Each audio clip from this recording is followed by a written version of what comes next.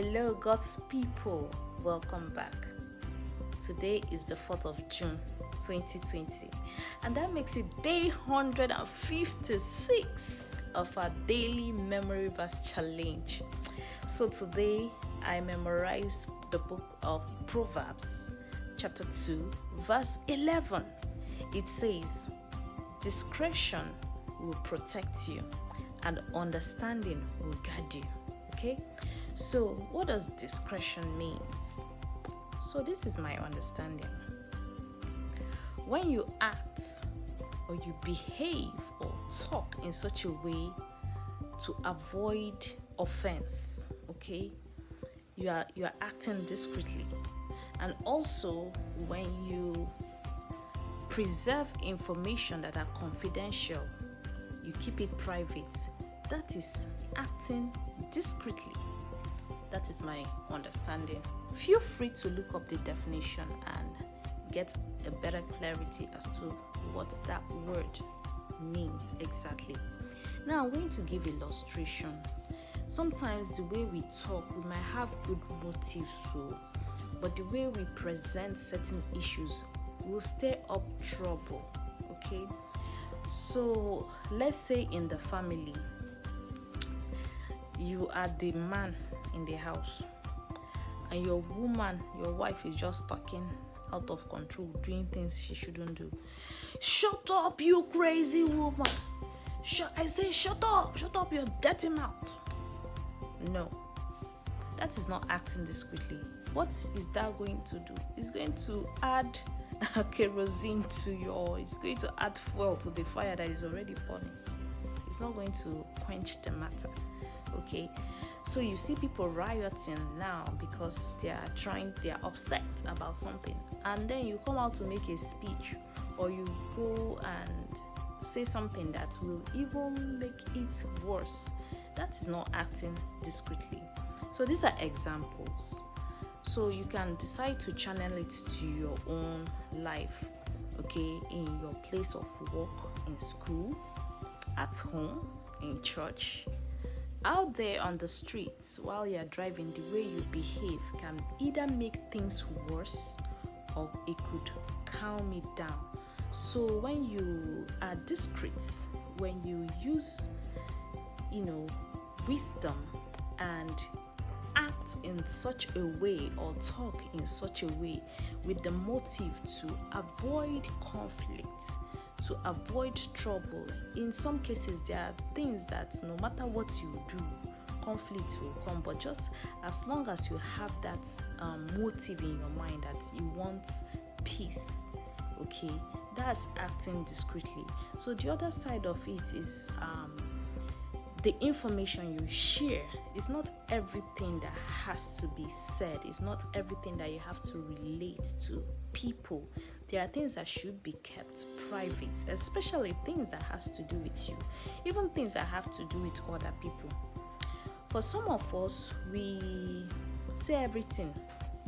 You and your husband, you fought, you can't tell. Your husband bought you underwear, you can't share. Tell the story, put it on Facebook, put it on YouTube, put it on Twitter, Instagram, everything that is going on in your family. I don't know. It's good to be open, but you don't have to share everything. Okay? You should be able to tell information that should be private. And let's say a friend confides in you, and then you can't tell it to somebody else. You're not being discreet. Okay? Or I think I've given enough example. You have an idea. So basically, the Bible is telling us that when you are discreet in your behavior, in your speech, in your character, in the kind of information you share with other people or you put out there on your social media or wherever, when you act discreetly, you are protecting yourself. Because when you just talk anyhow and you provoke people anyhow, you are putting your life at risk. That's the truth. Or there are some pertinent information that you don't know who is who. They could turn around and use that information against you. Okay, so the basic thing is being discreet actually is for our benefits, to protect us. Then the other part of it says understanding. Having understanding will guard you. What does understanding means?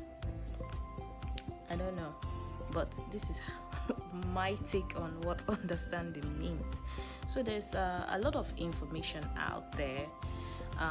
There are things, situations out there, and there are people around us who try to share their experiences with us, or try to communicate something to us.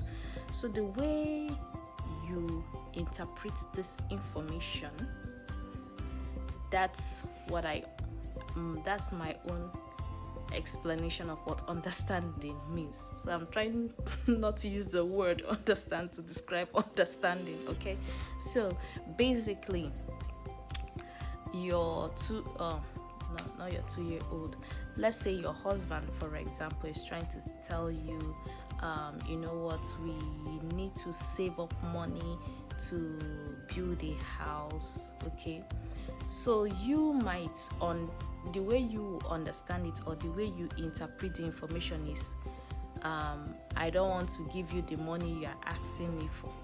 That might not be what he's trying to communicate to you. He's only trying to let you know that I think we have come up to the point that now we have to build a house and stop living in an apartment. We need to build a house.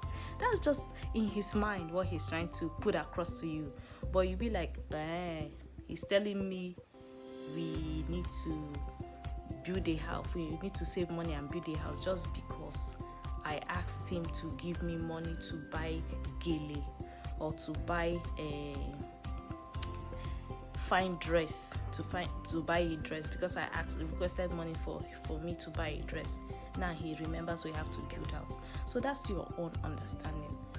That's your own interpretation. But if you're able to interpret information coming across to you accurately, that makes you someone who is good at understanding. I don't know if I'm making any sense to you guys. I don't know if you guys are understanding me, but I believe you have a clue, right? So understanding actually guards us. Using the word guard to me sounds the same as protect us. It keeps you, it shields you from harm, from danger as well.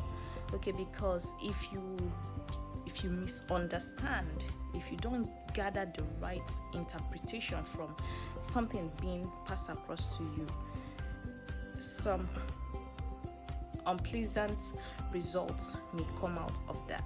So we have to ask God, make it your prayer point, to grant you better understanding when it comes to things that are going on in life, and to grant us the grace to be discreet in our lifestyles, okay? And if we apply this, it's for our own good, for our own protection, for our own benefit. And I pray that in everything, in every life situation, in every circumstance, that God will grant us increased understanding and help us to be discreet.